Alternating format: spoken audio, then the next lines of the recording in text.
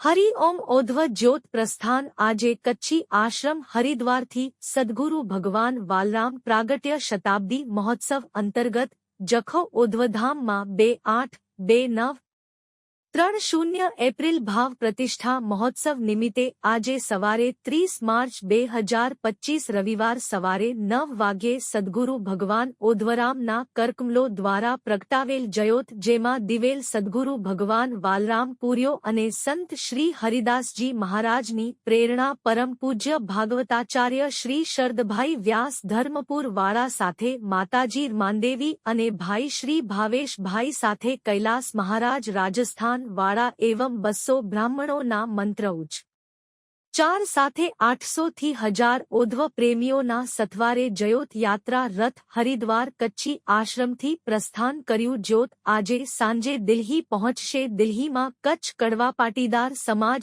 એવં સર્વે ઓધ્વ પ્રેમીઓ દ્વારા સ્વાગત કરવામાં આવશે અને એ યાત્રા 1 એપ્રિલના રાજસ્થાન હનુમાનગઢ પહોંચશે જ્યાં સર્વે રાજસ્થાનના ઓધ્વ પ્રેમીઓ દ્વારા એવં પરમ પૂજ્ય સંત શ્રી હરિદાસજી મહારાજના પરમ સાનિધ્યમાં સદ્ગુરુ ભગવાન વાલરામજી મહારાજનો 99 પ્રાગટ્ય મહોત્સવ ઉજવાશે. ત્યાંથી ઓધ્વ જ્યોત ભારતભરમાં ભ્રમણ કરી 28 એપ્રિલ જખૌ કચ્છ પહોંચશે. સર્વે ધર્મ પ્રેમીઓ આ જ્યોતના દર્શન કરીએ અને કરાવીએ.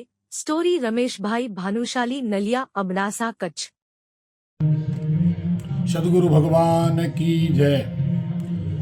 હરિઓમ. આજે ઓધવ જ્યોત શ્રી કચ્છી આશ્રમ હરિદ્વારથી ભારતભરમાં ભ્રમણ કરી અને જખૌ માટે પ્રસ્થાન કર્યું.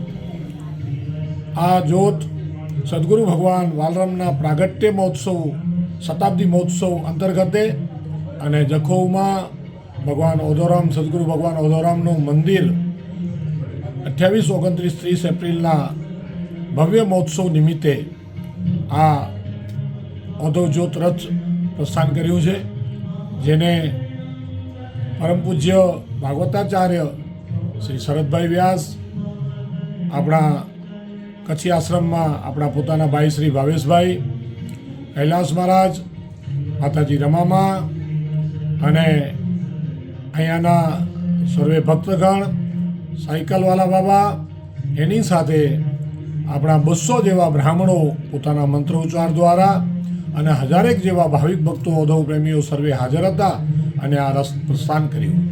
આ રથ અહીંયાથી પ્રસ્થાન કરી અને પહેલો દિલ્હી જશે.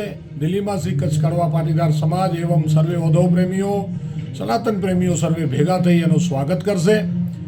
એના પછી એ રથ 1 તારીખે હનુમાનગઢ રાજસ્થાન પહોંચશે. હનુમાનગઢમાં પરમ પૂજ્ય હરિદાસજી મહારાજની સાનિધ્યમાં સદગુરુ ભગવાન વાલરામનો 99 પ્રાગટ્ય મહોત્સવ ભવ્યથી ભવ્ય ઉજવાશે. ત્યાં સમસ્ત ભારતમાંથી સર્વે ભક્તગણ પધારશે અને આ ઉત્સવ બધા પ્રેમથી ઉજવશે. તેના પછી આ 1 તારીખ પછી આ રથ જ્યોતિરથ સમસ્ત ભારતમાં ભ્રમણ કરી અને 28 એપ્રિલે જખૌ પહોંચશે. હું સર્વે ઓધવ પ્રેમીઓને, સનાતન પ્રેમીઓને, ધર્મ પ્રેમીઓને વિનંતી કરું છું કે આ જે જ્યોતિરથ અહીંયાથી પ્રસ્થાન કર્યો છે, તમે સૌ આ જ્યોતિરથના દર્શન કરો અને સર્વેને કરાવો. અસ્તુ. જય ઓધવરામ. જય વાલુ ભગવાન કી જય.